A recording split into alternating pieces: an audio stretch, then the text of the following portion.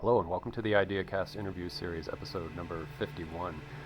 My guest in this episode is Vivi Tai, and Vivi is a writer, truth seeker, healer, and as a writer, we will examine her book, Living Through Alchemy, and the Hermetic wisdom tradition of alchemy and the tradition of the major arcana of the Tarot mirror a part of Vivi's spirit, if I could say that, if I could take that liberty.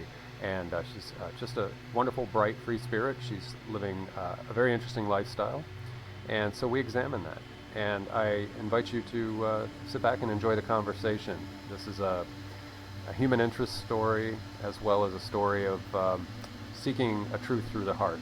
So thank you very much, as always, for being in attendance, being the third person in the room as a passive observer of the conversation. Very much appreciate your company.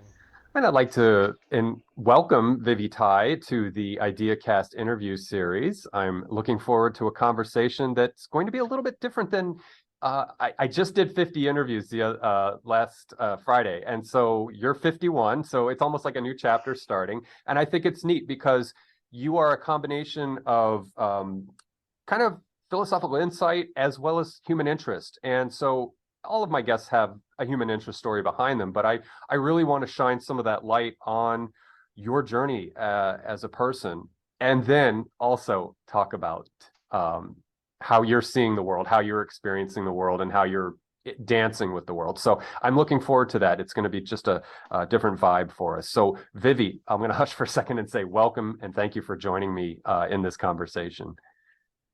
Thank you, Justin. It's really my pleasure to be here, and thank you for giving me this opportunity to share my story with your audience. So it's really my pleasure. Awesome. It's mutually pleasurable, and we're going to, and pleasurable in the positive psychological sense, like enrichment of lives. And that's something I really want to unpack with you as we go into our conversation, is how all of us as individuals and as a collective seek enrichment, live enrichment, and look to each other for enrichment. And I think that's kind of what I was thinking in my head as a theme for talking to you, is just this the wellspring of well-being coming up, and how we go through, some people call it the dark night of the soul, some people call it running the gauntlet, but we have to move through phases. And that's one thing, and we will be discussing your book, and I want to make sure that that's part of the conversation as well. But I do want to start with something that's going on very recently for you, and that is that you became a Canadian citizen. So I want to bring that up, and I want to congratulate you firstly. And I watched. Thank you.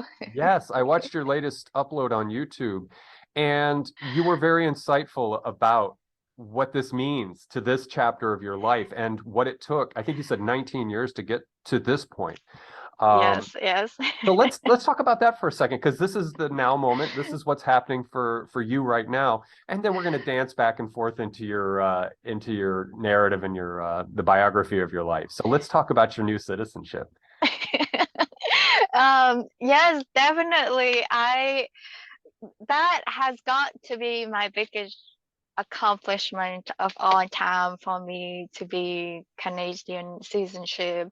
And that was what I was chasing after, for the status. But at this point in my life, it's no longer the status, but it's more about the meaning of having freedom and retake my own personal power. That's what it means for me, because that was such a long, difficult journey to get here. And because back then my dream was to be a world traveler, a nomad, and I couldn't do that being a Vietnamese citizen, because um as you know, not all passports are equal. And whenever I travel, I would have to go through a lot of assessment at the border control, and it's really intense. It's not like they would just ask you several questions and then you're done and you're through.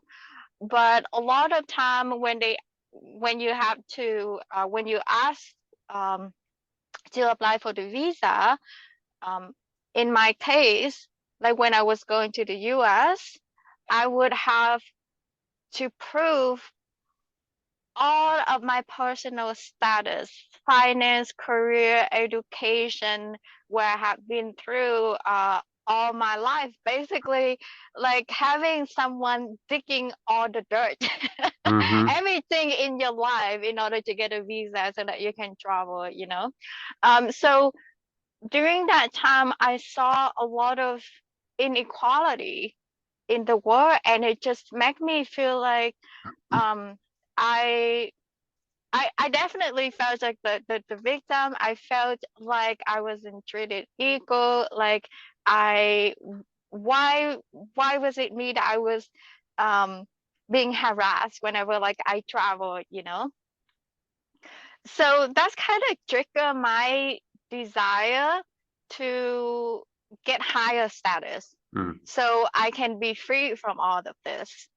So I can actually travel and not having people to constantly ask me to prove myself, that I have to have uh, like this much of money or this much of education and status in the society in order to travel. And I was just one of the few from Vietnam that was pretty lucky to have education in the US back then, in uh 2000, early 2000s. Um, there were quite a few of exchange students, but there weren't that many back Mm-hmm. then. Now I think there's a lot more opportunities as the world's more opening up.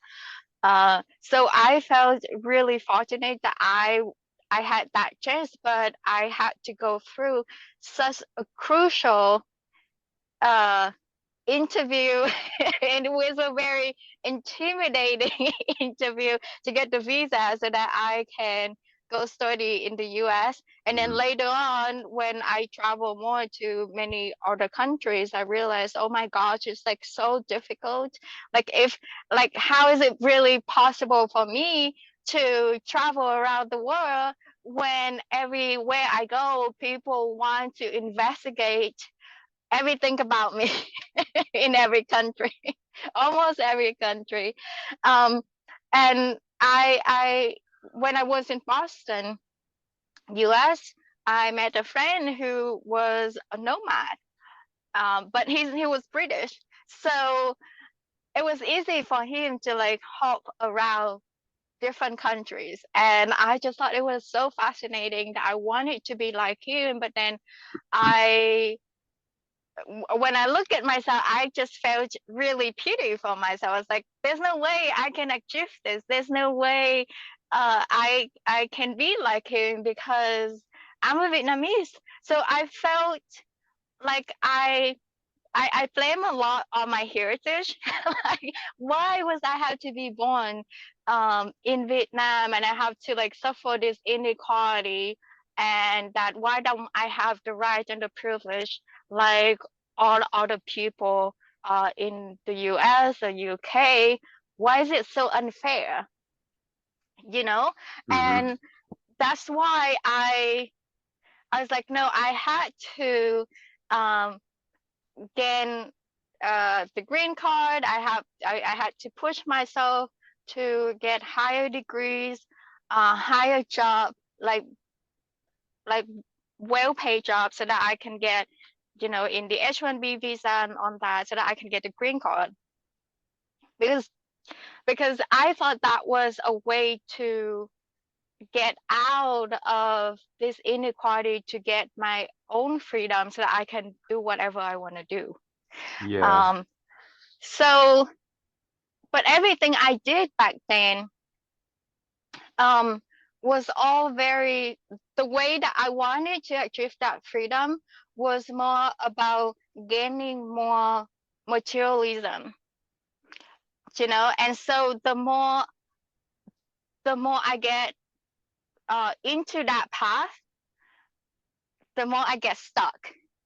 And that's the reason why everything didn't work for me. And when I lost on my job in the US and I was pushed to leave the country, I just felt like, oh my gosh, I'm not going to be able to achieve that dream. I'm not going to be able to be a nomad or travel around the world. And I felt like I was a failure. I was the biggest failure. And I felt a lot of shame. Um, and so that led me to the rock bottom of my life. And so that whole journey is all started with like that desire of freedom. And I had that desire because I saw the um uh the injustice and the inequality of the world, and I realized now I am at the place where I look at everything that went through in my life and I realized I had to experience that. I have to see and experience all of that inequality.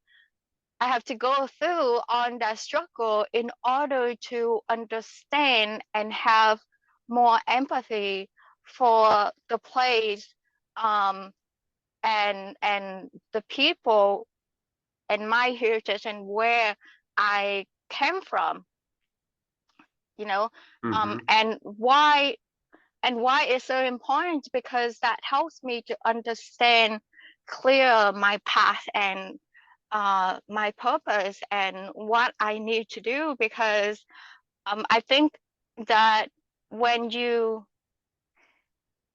rise out of the mud, when you um, go through of all that struggle and all that challenges that shape the path of your life, and when you overcome that, it is when that you can help the people to or help the world in a way that bring more equality and peace and freedom for the society and for this world. And so it helps me to see clear my path. If Mm-hmm. I didn't experience it, I wouldn't have that desire of freedom. I wouldn't want to be like a nomad and have such um, an adventurous and amazing life that I have now, if that didn't happen. So all in all, like I no longer have like any blame or um I no longer like in that victim mentality. I'm actually feel like I'm more grateful for everything, like all the struggles and all the challenges that happen because it helps me to see clear who I am, and it really ignited um, the reason why I'm here on this life. It helped me to see clear my purpose and what I need to do. Yeah. And in listening to you now say what you said, as well as reading your book, and also knowing people who have been in my life who were part of America's involvement in Vietnam, I find a slight irony in what you were saying about the inequality and you're having to prove yourself. And I speak to you in this sense, in the context of you being Vietnamese, not necessarily an Asian person or somebody from a quote unquote developing nation. But the irony of Vietnam is that the French tried to import liberal democracy and the Americans tried to play chess with the Soviets in Vietnam. And the fact that Vietnam is now sort of on the, in the recesses of all of this failed Western intervention or influence or colonialism, however you want to put it. And the Soviet, aka Russian, aka Marx, who was a European ideology coming into Vietnam.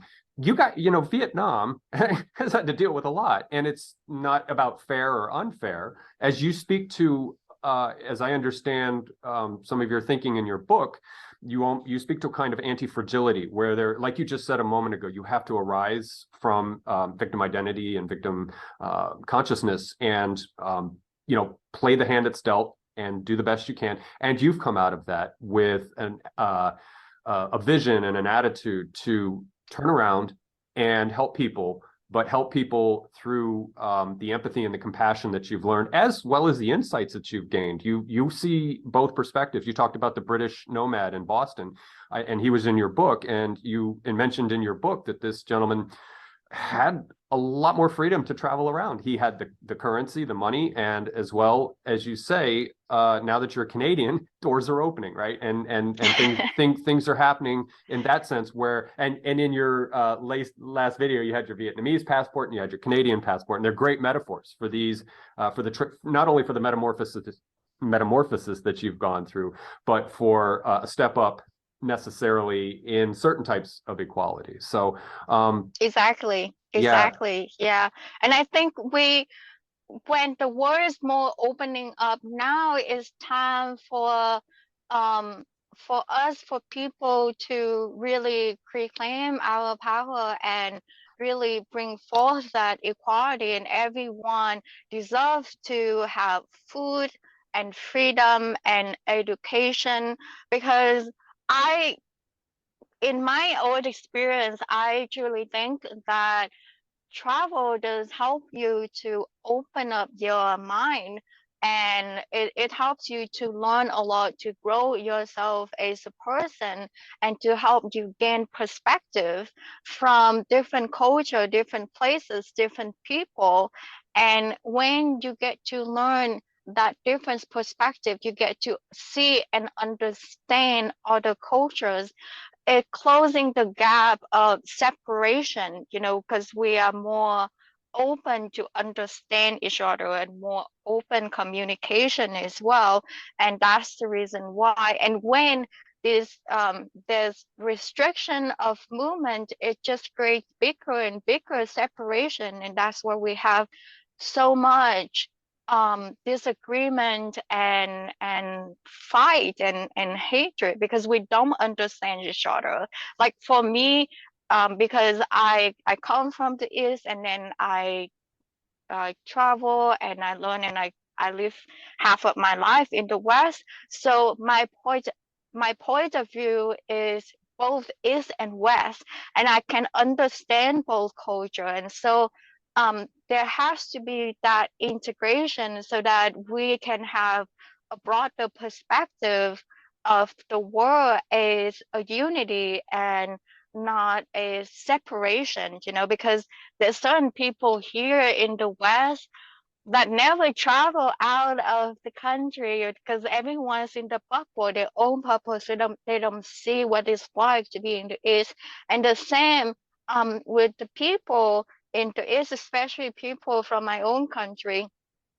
They never been out of the country because they're not allowed to. So whenever I go back there, and it's very hard for me to talk to people, um, except with some expats, Mm-hmm. because Mm-hmm. they are also travelers. But the local, even people even with my own family, it's hard for me to explain things to them or have deeper conversation, because they never been exposed to the outside world. They never been exposed to different culture, so the perception is very limited. And because of that, there's no understanding, there's no communication, and that inhibit us to grow individually and collectively. And so that's why we have so much chaos in the world right now. I think that's one aspect that we all need to look into, like a problem that we need to solve, not just that create. And because I see that it will create more peace and more unity when we actually have this freedom, and it's not going to be achieved from the outside. Is what I experienced from my personal journey, because I was on the wrong path, and I was like, no, I couldn't get where I wanted to go, and I feel trapped furthermore. So after I went through that journey, I realized no, that freedom has to be actually from the inside out, and because it's not just the physical freedom, but is the mental and psychological and the spiritual freedom that actually create more peace and unity as well. Amen. Amen. And you reminded me of a conversation I watched this weekend. I follow a guy named John Vervaeke, who's actually at the University of Toronto, not relatively close compared to where I live. And he's a cognitive scientist. And he had a guest, Brooke Sproul, on, and she's a therapist out in Los Angeles. And they were talking about what you just pointed to, and that was stepping out of your bubble. And so what they use the terminology frame breaking. You're in a framework if you are a resident of a particular city in a particular place, and you've really never had other aspects of or context of living been exposed to it. So when you go to a what would be a foreign place to you, you're breaking your frame. You're getting out of America or Canada, you're going, so if you go to Africa or you're India or somewhere, and you're being exposed to a whole new frame, which for everybody who lives there, they're in their frame and everything. So when you break that frame, the frame that reforms is maybe perhaps, just to keep beating up this metaphor, is the geometry shifts. And so the frame is more dynamic and you get more perspective. And as you said, that's exactly one of the medicines that would be wonderful to have available to all of us to understand each other. And I think that builds empathy. When we can pop our little bubbles. And you've done a lot of bubble popping. You've been a nomad. You've done it regionally. You've done it in Canada. But yeah, again, you've come from Vietnam. You went to the States when you were 17 and pursued a degree there, or postgraduate degree there, which we can talk about if that's of interest to you. But yeah, it's breaking that frame and it's popping the bubble and having a set of eyes that see beyond the tribe or the in group and just broaden the tribe a little bit, if we want to use that metaphor. So, but yeah, if you want to, I like the part of your book or your narrative where you talk about going to school in the United States, getting a good degree, setting yourself up for that life, and realizing at some point, just saying, well, is this the life I want? So do you want to share some of that with my audience? And For again, sure. this is in your book, so we'll make sure that's I'm plugging your book when I can. So. Thank you so much. Oh, yeah. For sure. Well, I think for some people, um, um, working a corporate life may be what they meant to do, but for some people like me, um, because I crave freedom so much in every aspect of my life. So definitely I wasn't a good fit to be in the corporate life, to be in a traditional 9 to 5. Um, and I tried it, it just didn't work for me. Like there a sense of like I can do more and something more meaningful, and that I'm not meant to work for other people. Like deep inside intuitively, that's what I always know since I was little, since I was young. Um, but I needed to have uh, these working experiences because they taught me a lot about life. They taught me how to survive. They taught me how to handle difficult challenges. And I am grateful for that. You know, nothing was really wrong about working in the corporate environment. And yes, for some people, it may work out well for them. It's just really not for me.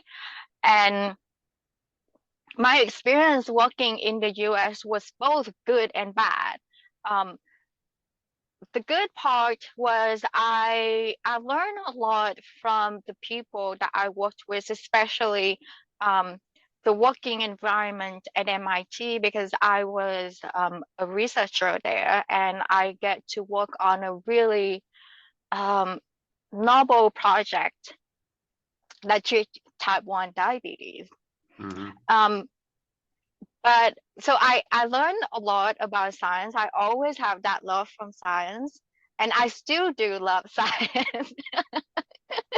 But I don't learn it in a way that, oh, I have to go to school. Now I'm more interested in spiritual science and how to integrate science and technology with spirituality. That's more of what like I'm interested in these days. But back then, when I was a researcher at MIT, um, I was actually proud to be able to get that job, but at the same time, to work on such a novel project, but at the same time, it always made me feel like I wasn't good enough Mm. because I was in an environment that was everyone was stellar. Everyone was like um the smartest, and the biggest people in the field, and it made me feel really bad because at that time I did not even have like a master degree or Mm. a PhD. I was just working as a research assistant for someone else, and everyone there was like PhD or postdocs, Yeah. and so it made me it just make I learned a lot, but at the same time it made me feel very lack of confidence about myself because I never felt like I have such a high degrees of high education compared to those people, and that's the reason why I pushed myself to get a master degree after that job, just so I can at least have something comparable to with other people in that environment. Oh, of course. Yeah. Yeah, Yeah. yeah. It's always about comparing myself to other people, and when you're in such competitive environment, you always have to push yourself. And so I went to get my master degree in biomedical engineering at Cornell, and I graduated and I went back to Boston because I really love the city. I really love Boston. However, my second job didn't work out really well because it was in a completely different field. I I prefer to be in research, Mhm. but then they put me in clinical engineering, and it was more about IT and computer and maintaining medical devices in the hospital. It was the title sounds really fancy, but it's actually a lot more boring than I thought it was. And so I I was really frustrated with the job, even though research was more like it was repetitive, but there was an aspect of being creative around it. But in this position I had at the hospital, it was all about repetitive, Mm. and I felt like it wasn't a fit um for my personality. There wasn't any creative aspect about it, and it was all just really technical, and it was really repetitive, but more like troubleshooting. Um, and I wasn't really interested in IT, and so that put a lot of pressure on me, and I felt like I was on a completely wrong track. And because at that time I was on an H-1B visa in the US, so I felt like I had to stick with the job because otherwise I would have to go back home to Vietnam if I lose the job because I didn't have any other option. Mhm. So I pushed as far as I could, uh, which is actually wasn't that far. It didn't take that long for me to crash Okay. because the working environment was really stressful. In hospital is always like hustle bustle. It's extremely stressful in hospital environment, and even do not directly working as a nurse or as a doctors, but people there is always stress. Hmm. Um, and so the pressure eventually really built up, and I felt like I couldn't really handle it anymore, and I felt like I was carrying a rock.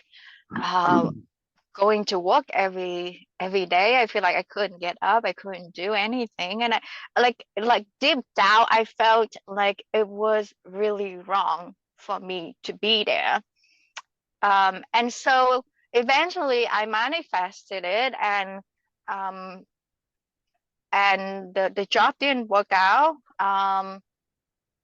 It's actually blow up to be, it's a lot more dramatic than what I could explain.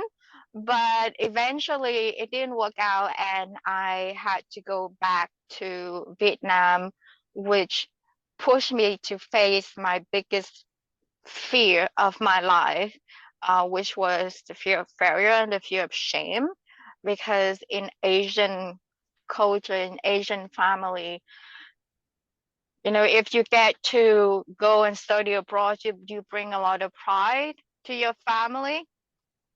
And when you go back home with nothing, is you bring that shame Yeah. on yourself and on your family, because they do have high expectation of you. And especially my mom helped me with all my tuition in the US. Mm-hmm. And so I felt like I had that responsibility to make them proud. And that was the reason why I did what I did. And I pushed myself to go through engineering school and grad school, and I tried to do everything right. Mm-hmm. Yeah. Yeah. Yeah. Yeah, yeah, but in order to do everything right, I had to suppress myself. I had to please myself, to please other people. And I remember the feeling of, when I was working at the hospital or at MIT. I remember my supervisor told me that, "Are you so quiet? You're like a little mouse in the corner," you know, like, because I felt so small. I suppressed myself so much that I felt so small, because I felt like I was not comparable to other people. And um and I didn't have a voice, because it wasn't um it wasn't true to my path. I didn't feel like it was true to myself, because I felt like I always have that potential to do more and to be bigger, but I could never really express this in that environment. Mm-hmm. So everything that happened was actually a blessing for me to break out all of it, because if it was working well, like, I think I could have been just um settle for ordinary. Yeah.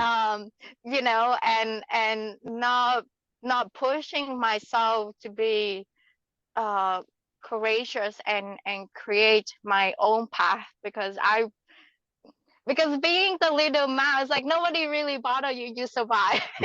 Yeah, right. You don't make a lot of noise, right? Yeah, no, no, like when I was in the escalator with some other people, I was like, I never really talk. Now I'm still like pretty shy, but not as shy since I used to be. Like, I'm a lot more outspoken. Mm-hmm. Like, my personality, like, at work and after work is so different. Like, some Okay. people, like, some of my coworkers and my friends tell me that you're a completely different person. You're not the same. Because I never feel like I could really express myself at Sure. work. Sure. And so that was a version of me that felt so small and so little and never good enough. And since that catastrophe happened in the US, that pushed me to go back to Vietnam and face all my fears, that was when I get to take a really hard look at my life. And I had to um, find my way out of the rut. And then I knew that I didn't want to stay there. I knew that I wanted um, to be free, um, to create my own way, Mm-hmm. literally. It's never a really clear picture for me, what that path is actually like. Yeah. That's the reason why I always say is that it takes a lot of courage to go into the unknown because I still have doubt all the time. I still have doubt where I'm gonna go next on my Mm. next journey. But back then it was a huge amount of doubt, and it was really, really scary. And maybe I did go through that that dark night of the soul because I when I went back to Vietnam, I think that was my period of dark night of the soul. Yeah. Yeah. Yeah. And just listening to what you've said over the last few minutes, I have Venn diagrams in my head, and I have Cartesian lines and axes because what I'm seeing in you is you did what you thought you were supposed to do, and you got a very good Western education, make the family happy. And ironically, us in the West, we always look to the East and to Asia, and this is probably racist, but we look to the East as being enlightened and wu wei and ikigai and all these things. And those aren't Vietnamese traits, but or Buddha, the way the eightfold path and the Four Noble Truths. But really, in reality, it is, what you're dealing with is like technical, and we want good, job earning, wage earning, that, as you said in the book, the white picket fence and the 3.5 kids and all that kind of stuff. And so I'm seeing all these conflicts on these charts that I'm imagining when you're talking. Hmm. But as you said, you go back to Vietnam, you face some shadows and face some family shadows. And you mentioned in an interview that your mother's Catholic, so there's a whole nother layer of shadow there.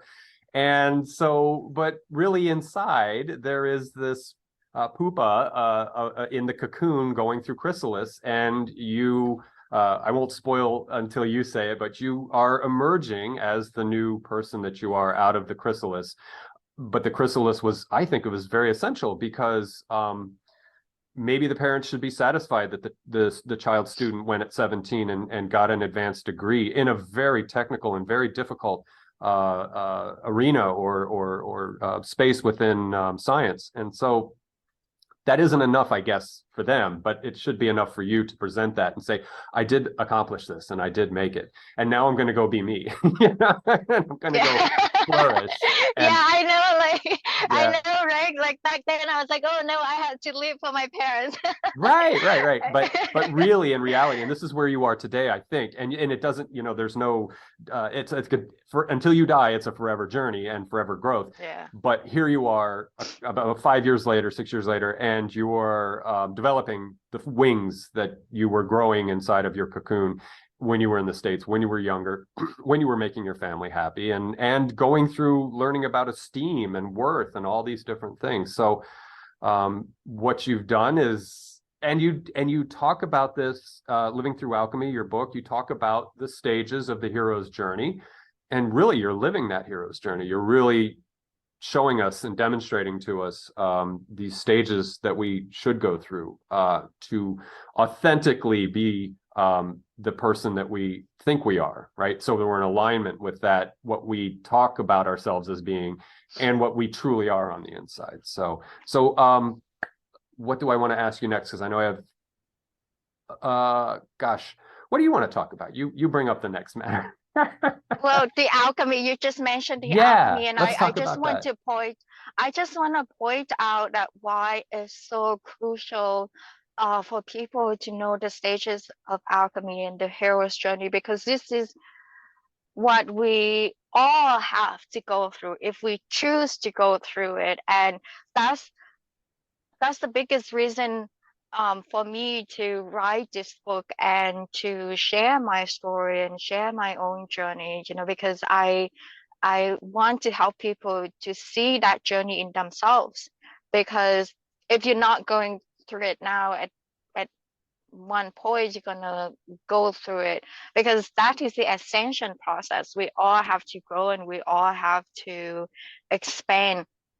And especially um, now the world is changing, and there's a bigger push for us to go through that process of growth, and I think COVID is the catalyst for that, Mhm. to really push people to go inside and dig deep within themselves and make a shift and make a change and embark on that journey.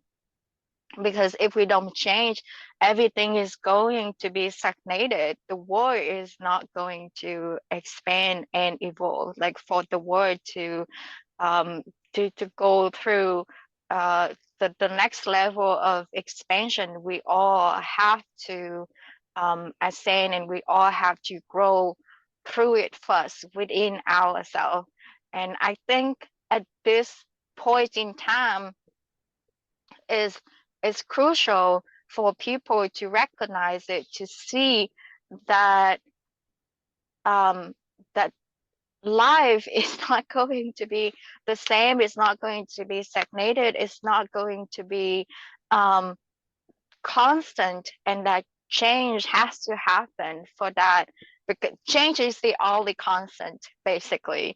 Like you Mm-hmm. cannot keep doing the same thing like over and over again, because you're avoiding to change, you're avoiding to grow. Mm-hmm. um and so you have to face that challenge, and every stage of alchemy is going to be presented with a challenge to overcome, and that's the only way for you to grow, like you said about the metamorphosis. There's every stage metamorphosis. There's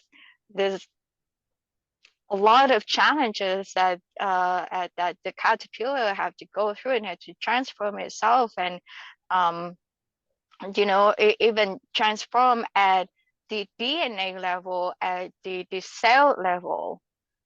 Because that how deep the transformation is. It's not just at the physical aspect, but the transformation is from the inside. So it takes a lot of shadow work and inner work in order to make that happen. And the reason people are so afraid of change, because it requires you to face that shadows, to face your fears.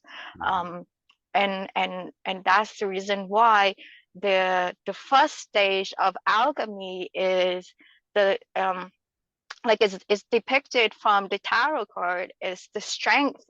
um, you have to have the courage, you have to have the strength in order to go through these stages of alchemy. Because if you don't, like, you're gonna get stuck and fall behind. You're gonna keep getting into that circle of um karma, that circle of suffering that keep creating. It's the wheel that, like the hamster running in on the Yeah. wheel, it never stop. And so Yeah.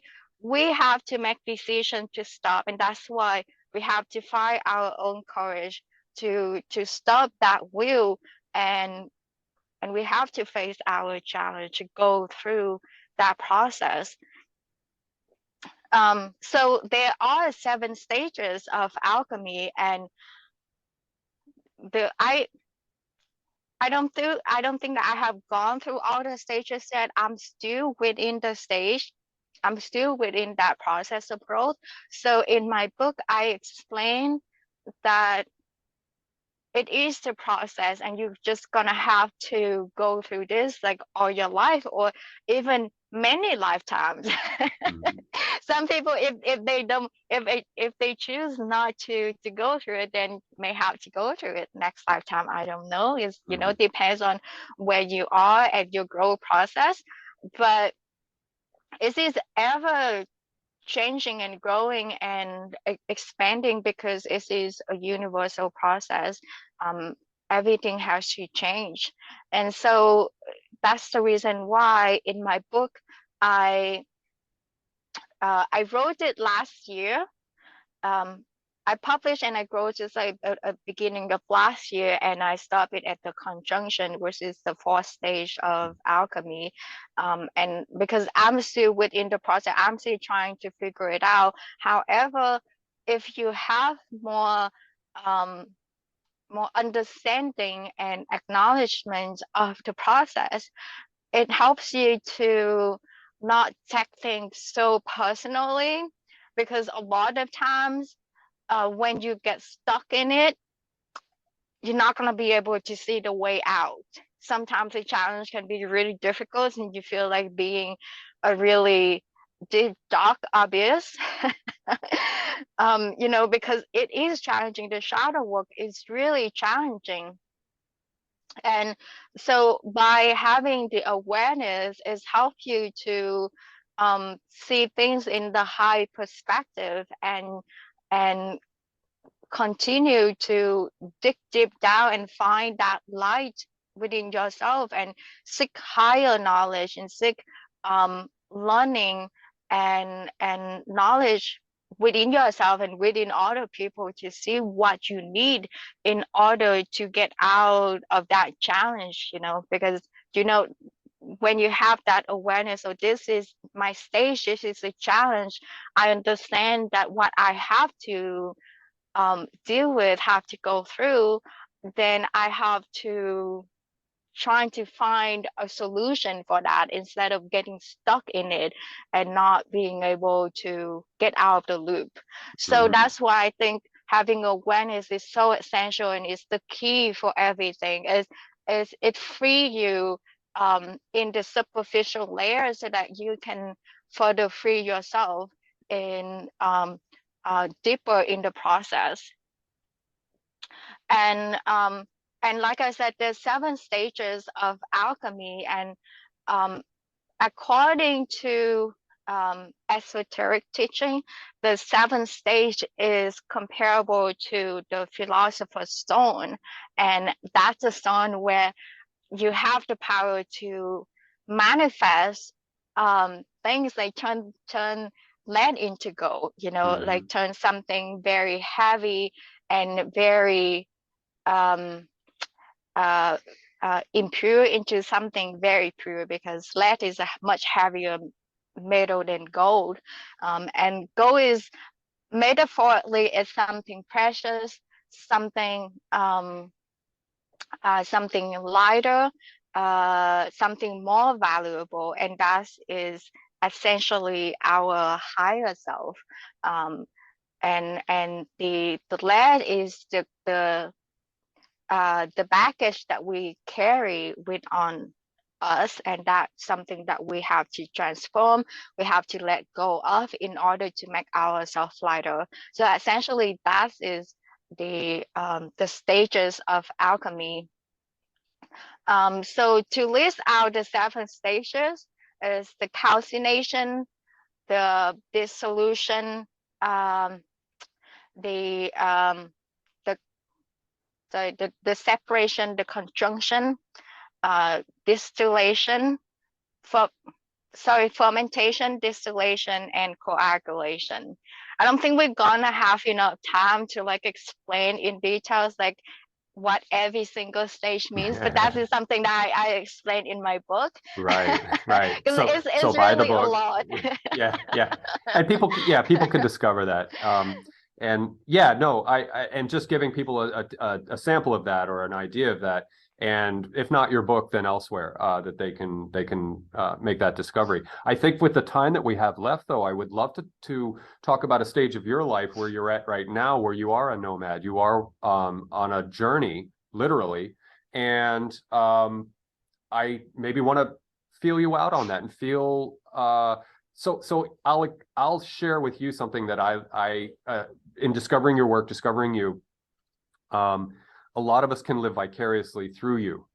And so since we are all a sort of human system of minds and bodies and actions and creativity, I get to live through your experience, and you can live through other people's experience. And one thing I do with the ease and convenience of things like YouTube is I watch a lot of people who do travel trip reports, and they go to places, and I just live vicariously through that. And if I'm grounded and tethered, it's okay, because if I'm creative and imaginative enough.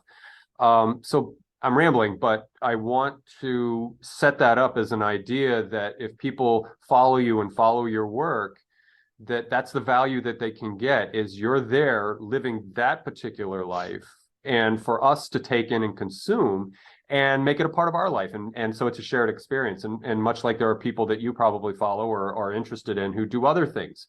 And also one last, kind of connect the dots thing is, like, if it wasn't for people grounded, it would be hard for nomads to live because you require resources and vice versa. You know, it's people who travel a lot. So it's their job. They fly freight or they drive freight and they're nomads, right? So there's so many ties and iterations. So let's Yeah. with the time that we'd have left, let's talk about being a nomad and what what's going on in your life with that, because I think that's just fascinating. Like I said, I enjoy it because I love watching people move around and travel.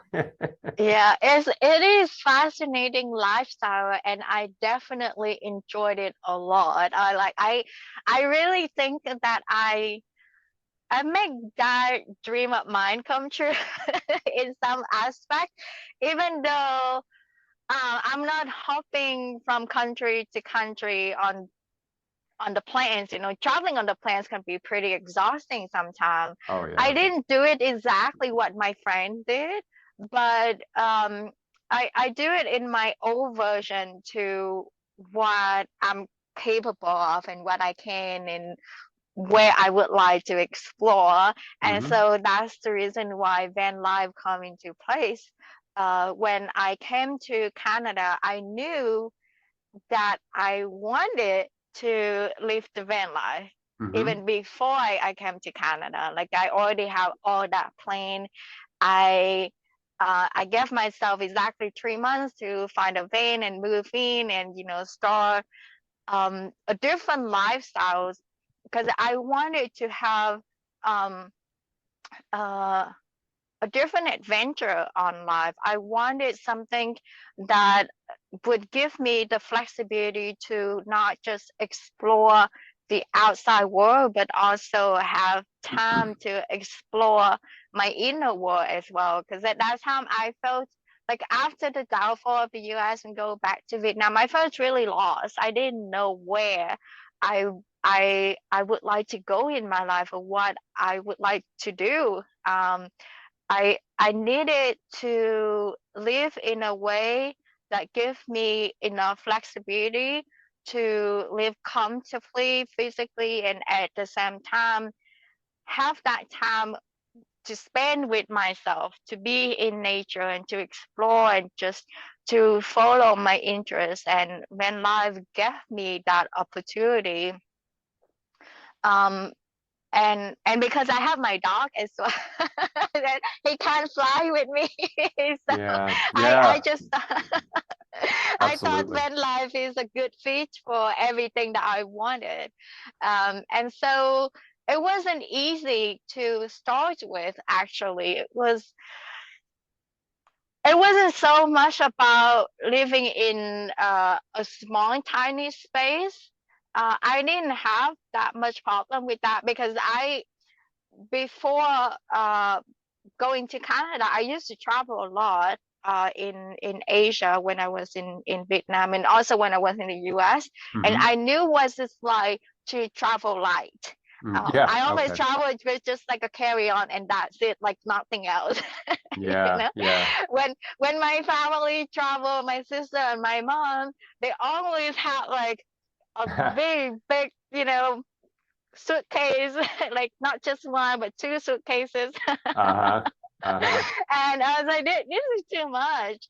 But the more I travel, the more I realize the lighter it is, the better. Anyhow, so being in a small space wasn't really a big deal for me. Like I could adjust very easily, but it's just the finding the resources, like coping in with the movement of the lifestyle and getting used to like figure things out, like how can I survive in this? That was a much bigger challenge for me because I didn't know anything about Canada. I didn't know Mm. anything about this country, like where I would go get resources and all that. And I Yeah. had only 3 months in Canada before I moved into the van. So it's not like I wasn't native, I wasn't local there. I didn't know anything. So it Mm. took me a lot of time to really anchor down and get adjusted and figure things out for myself, like the new lifestyle and the new country, a new place. And at the time, I would have to get a job as well to kind of settle in and start making income and start making a living. Um, so it was really challenging in the beginning, and I didn't really enjoy it that much at all. It was all about figure things out and how to survive. Mm-hmm. Yeah. um yeah. So and but I knew that somehow I knew that this is what I wanted to do, so I gave myself about half a year to get adjusted, and eventually I did, and I feel more comfortable with it. In the beginning, I always have to park like close to Walmart or McDonald's and all those places because I felt so uncomfortable, um, using the portable toilet. I was Right. like, And that's in your book. Yeah. yeah, These that was adjustments that we have to make. yeah, and it's all in my mind, It's like, oh, I don't know, that is so weird, so strange. I never done this before, and it's so gross. Um, so and so, but then I realized that I didn't like any of these places. I feel really restricted. I didn't feel like, oh, I don't enjoy living like this. And I didn't have good sleep because it's also really noisy. In some way, I was like, if I don't let go of this idea of this concept, I don't think I'll be able to really enjoy van life because I don't get to be in nature if I keep parking close to McDonald's and Tim Hortons and Walmart all the time. I had to be in the cities, Yeah. and I didn't like that. It's so ugly. Yeah. I don't blame you. you know Parking lot life. You yeah, could have a YouTube exactly. channel. And you see a lot of van life on YouTube, they post and talk about that as well. And so um I had to change my way of thinking. I realized, no, like I have to change, otherwise this fan life is like, that's it, like I'm not gonna be able to do it. Right. And eventually I did, and I explore just a little bit outside the city, like just a suburb area, just like city parks, and just see how it's like, just kind of like tiptoe putting myself in the water. Yeah. Yeah. Like until I have enough courage, to explore the rural area and eventually like very remote places. And it took me 2 years in BC in order to do that.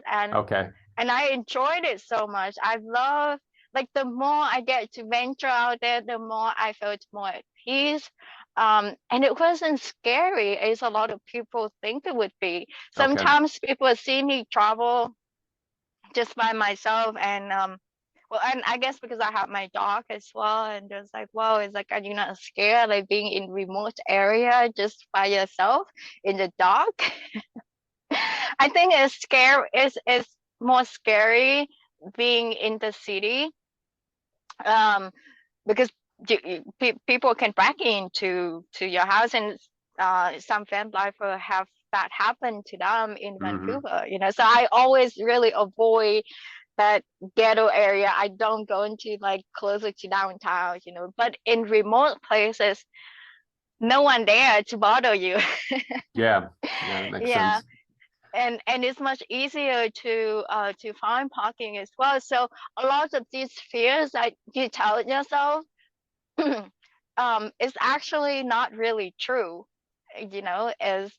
Is if somehow it's there, and yes, there's a logical and the rational aspect about it, but a lot of time is not true. I do occasionally uh, run into some wild animal, but it's not like they attack me or Mm-hmm. anything. Mm-hmm. And uh, but I saw some bears, but that was it. And it was amazing actually to see the bear. Oh, sure, sure. Yeah. Yeah, they're Yeah, amazing. but it's not like anything that's really dangerous. Maybe I do feel that maybe I'm pretty protected in some way. Um And a lot of time people also ask me if I carry any weapons or anything like to protect myself. Being a solo female traveler, like moving on different places and just staying on random places, especially sometimes when you go to unfamiliar places, you don't know, oh, this neighborhood is good or this neighborhood is not good, you know. Mm-hmm. But if you go to certain places, I think you can really feel it. um I think that I do have a sense of intuition. I feel like, oh, I don't really feel good about this area, then I don't stay there. Mm-hmm. But I never have any breaking or anything like that that happened to me. I guess it's everything really in your mind, because the more you're afraid of it, the more it's just gonna manifest, and it's gonna happen to you. And so I always keep myself at peace, like, and places that I am attracted to is more like places that I feel at peace. Like I Okay. feel very peaceful there, and that I don't feel like, and I feel safe there. You know, Yeah. so so that's why I don't often run into bad encounters or bad accidents. Um, but in Montreal, there was an accident that actually happened to me, but I wasn't even in my van. Like it just someone just hit into the back of my van. But um, but it wasn't anything like dangerous or danger that I bring upon myself. Okay. You know, living in the van, and I think that's one way of keeping yourself safe, and by not really being in fearful mode, or being so fearful about it, because it's going to restrict you to really enjoy the lifestyle and actually manifest it and make it happen. Mm-hmm. um if But practically, if I want to protect myself, I carry mace with me. Mm-hmm. um and my dog is kind of a guard dog, so he does sense it very easily. Like he's very, very sensitive. So if he sense something, that he would bark a lot and he would not let them come close to me. He's especially very sensitive with homeless people Mm. Okay. and men in black. Oh, oh goodness. if if he sees like any man, he used to be, now he's a little bit easier, but he used to be, and he's with me like all the time. So if he sees, like at night, if he see any men in black suits, or if they carry just a backpack or something, he would bark and he would not let them come close to me. Mm-hmm. um and But I'm not the kind of person that always in the crowded area, you know. Like I like Yeah. I like to retreat in more remote places, like in parks and something like that, like where I feel um more in like reserved places. Like I don't go to like crowded places. Now I like to be more at peace. Yeah. And so um after like this, I would have to say I think it's about 4.5 years that I've been living my nomadic van lifestyle. um I For the most part it is positive, Mm-hmm. but it does have the downside. It does have a lot of maintenance to take care of, and because it also depends on the type of van that you have as well. Mine is a much older van, so it does take a lot of maintenance, um, and chores and errands that you have to do. For instance, like if you live just at home, you don't think so much about where to get water and where to get shower. Mm-hmm. You don't think so much about how much power that you actually have, and Wi-Fi and all that. But all these little things you have to take into consideration when you live this lifestyle, because the resources are really limited. Yeah. And sometimes um, during off season you don't have when a lot of places are closed and you don't have that many options to like where you can go shower and where you can go get water and all that stuff. Yeah.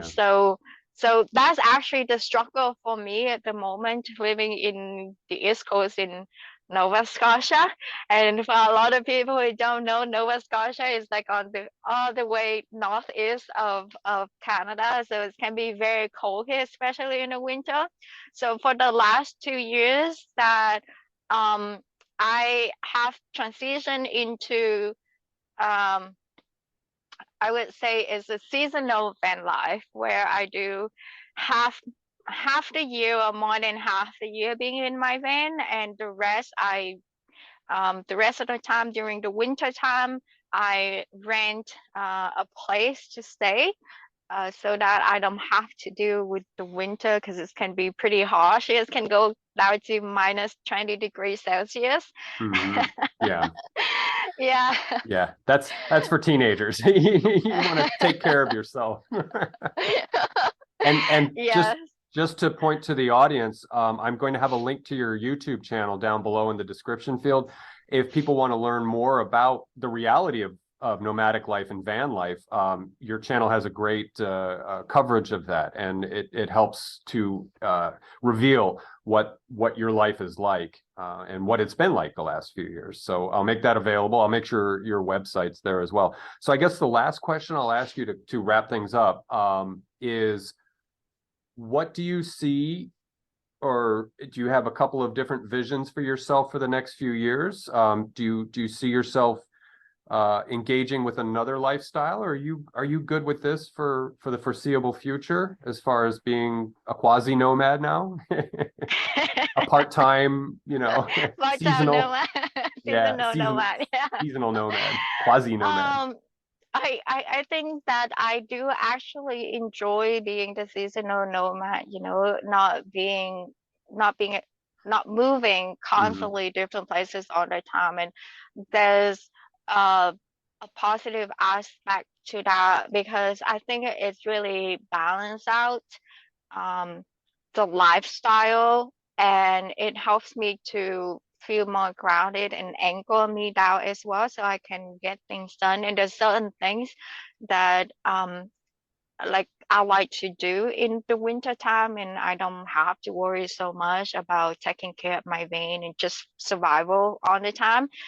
So I overall I do enjoy being a seasonal nomad more than uh an all season nomad, all season van life, because as I do things that it gives me a opportunity to be more in balance with myself, Okay. and I get to do things that I get to feel normal a little bit and not like at being adventurous on the time, and Hmm. get to take care of myself more.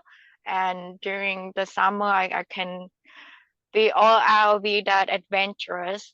Um, for future, I think that's what I would like to do, and I think I would like to maybe settle down a little bit more in one place, and which I don't really know where. I don't really know what. Like I'm so spontaneous that it's like, oh, whatever I feel like at this time or wherever I feel like going, it's all about, I guess, intuition and Sure. where it takes me, but I'm not really sure. Um, and there's so many possibilities, and it's kind of hard for me to pin down exactly what I want to do. There's definitely a book that I want to write, but I want to continue going through with my process of growth and development to the point that I have a much higher perspective, much like a broad viewpoint of everything that happens, so that I can bring um, the next book to another level of perception, and just bring everything together so that I can take people deeper into the process of growth and that process of ascension, and but I Mm-hmm. have to really complete and finish it myself yet, which I don't feel like I completely at that point. I feel like it's maybe getting close, which I'm working really hard to get there to that finish line. That's why I always say that the next mountain I'm going to climb is just gonna be a lot harder Yeah. than the immigration one. Oh gosh. because because I think that was like a tiny mountain, and I was like, oh, that was like already like the biggest challenge of my life.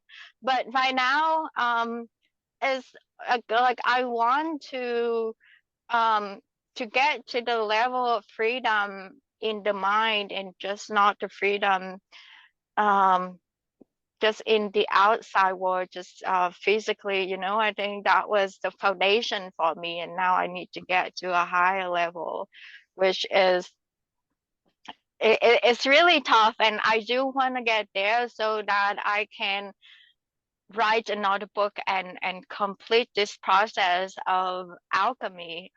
That is my ultimate goal, actually. And then there's a lot of different healing modalities I want to get to and I want to learn, so that I can be further service for other people. So um, there are just so many possibilities, and I'm just not really sure exactly which path I want to go. And that's the reason why, like, I feel like now I need to anchor down in one place Mm. a little bit, and just and not moving so much, so that I can get clear and get to have that clarity, like what I need to do in the future.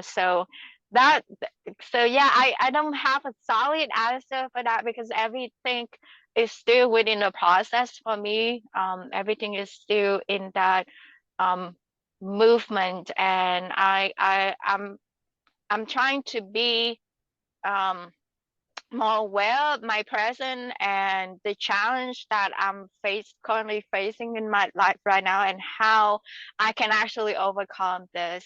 Because I, I I know that I cannot write another book if I'm not living it, and you cannot, you know, uh, help other people if you're not going through it first. Yeah. So Yeah. yeah, so that's just more like my attention right now, like to get myself out of um the next challenge, so that I can get to my next accomplishment. Mm-hmm. Yeah. So yeah. Yeah, yeah. Well, you have so many chapters ahead of you, and our conversation puts a little bit of a bookmark in the chapter because this will be time stamped for where we are in time right now. So I'm really looking forward to the other chapters that'll unfold. I know I I'll be following you on YouTube and making sure I keep up with what's going on. Uh, I have the feeling that it's just gonna be so much bigger and it's just gonna sure, be so sure. much more in depth, that to the point that, oh, I'm actually kind of in awe of everything that is happening right now, and where life is taking me, because it's always very unexpected. Mm-hmm. Like Mm-hmm. on the twist and turn. So I'm not really sure, I'm just kind of like following the flow, just be on the flow, and Yeah. and just let it take me where when it take me, because a lot of things is not even in my imagination, it's actually bigger than my imagination. So I'm just like doing the work and just dig deep down to understand it, because this vampire wasn't really in my imagination. um, but it happens to be better than the one that I envisioned back then when I was in Vietnam. So really, it's I think it's good that we set goals for ourselves, but we also need to have that flexibility to receive that higher perception that beyond our imagination, because sometimes we in this human form can be limited in our mind, and but we don't even know the power that we are capable of. And so when we let go of that control of ourselves and allow our intuition, our inner guidance to take us and just follow that that flow, then is it leads to something even bigger that be beyond what we can envision for ourselves. And so that's what I'm working on. That's what I'm trying to do right now. Yeah, and you are doing it. You are doing it. And I have high confidence that you'll do it because you've been so courageous so far in your life. And I think that's one thing that's inspiring about your story. And not just your book, but I mean your excuse me, your journey that you're on is that you're a courageous person. You've done things that other people would never think to do or dare to do. And so knowing that as we kind of look to the uncertainty of the future, I have the highest confidence that you're going to, whatever it is, because it can, as you just said, and that's precious information. Just don't let your ego determine what it's going to be. Dance with the universe, dance with the daimon, as Yeah. they say, the unknown, and dance with the shadow. And you do that. You've danced with the shadow. You've basked in the light, and you've shared that. And that's one thing my last bit I'll say is with your book, you've shared insights about yourself that people can learn from and benefit from. And so I think that's a beautiful contribution that your book lends to those who will pick it up and read it. So, and like I said, I'm looking forward to seeing what life brings to you and what you dance with life and what you create with life, and that'll be fascinating. So, and I also want to just thank you for the opportunity to have a conversation with you. I think it's been a very beautiful conversation, productive and insightful. I'll let you put in the last word, and then we'll turn this loose and let it have a life of its own in the YouTube world, and and see how people are impacted by this conversation. I always think about that with my interviews. I'm like, where does this go? Who finds it? So, anyway, Yeah. if you want the last word, and then we'll wrap this one up. And when your new book comes out, sorry, two finger point, not trying to be rude. I would like to have you back. If you bring a new book out, we'll talk some more. So that'll be an invitation and an incentive to turn out a beautiful book. Thank you so much. We'll be in touch by then. And thank you for having me here again. It's really, I feel humbled to be able to share this my story and my experience on your platform. And if people would like to find me, they can find me through my website, livingthroughalchemy.com. That's the title of my book as well. And all my social media contacts are also easily found on my website as well.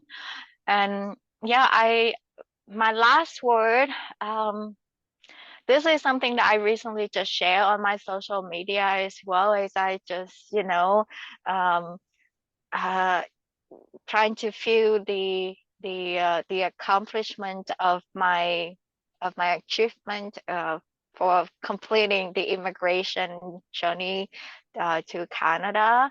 And I think what I would like to share is just to encourage people to follow their heart, to listen to it and follow their heart and have the courage to go through with it, because it's the only path that is worth living and was traveling through.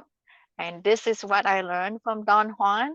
Mm. Um, I don't know if you're familiar with him. My wife, This my is what, wife works with has read his book. Yeah. yeah, and also that's what I learned from Paulo Coelho as well, from the Alchemist book, which is the inspiration for my book, by the way. Mm. And that's always tune in to the wisdom of your heart and follow it, and have the courage and have the leap of faith, even though you don't know what's gonna happen, because it's, it will always ask for your courage. Mm-hmm. Because Mm-hmm. that's how you're gonna be able to um, make your dream happen. You're not gonna be able to make your dream happen if you just not having that courage, you know.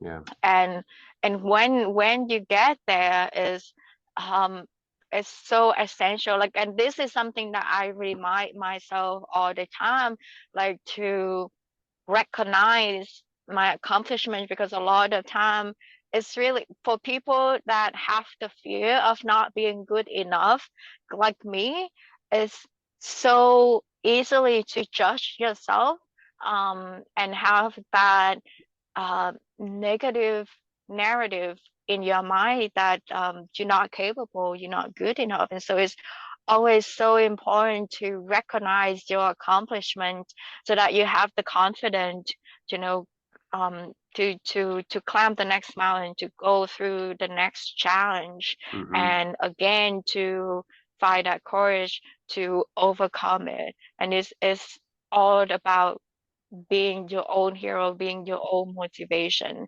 And you have to first recognize that accomplishment within yourself to get to dig yourself out of that fear of not being good enough. Mm, mm. That's a beautiful way to end this conversation. That is some wisdom right there, and I appreciate that. And I know the audience will appreciate that, because I'm visioning people finding this conversation who may be going through different stages of apprehension and concern, and not wanting to face the shadow, or afraid of their transmutation, how painful it might be. And so you're a good living example of just do it, just go, you know. Yeah. So I appreciate that. Vivi Tai, thank you so much for, again, joining me in conversation and sharing this time and space with me. I very much appreciate that. Like I said, we're going to stay in touch. We'll bring you back when your book comes out. We'll talk about that, whatever your next stage along the alchemical process is. And that'll be fun. I'm looking forward to that. And to the YouTube audience, thank you guys very much for watching, and for giving both of us your time, and joining us passively in this conversation. But Vivi, thank you so much. I appreciate it. And stay warm. I know you're doing Thank you, Justin. yes, you're doing your seasonal, but it's probably chilly. Like you said before we hit record, it's chilly up there. So anyway, you take care of yourself and be well. And I'll say goodbye to you after I stop recording. But to the YouTube audience, thank you guys so much for your being here. I appreciate you guys as well. So, all right, Vivi, thank you again.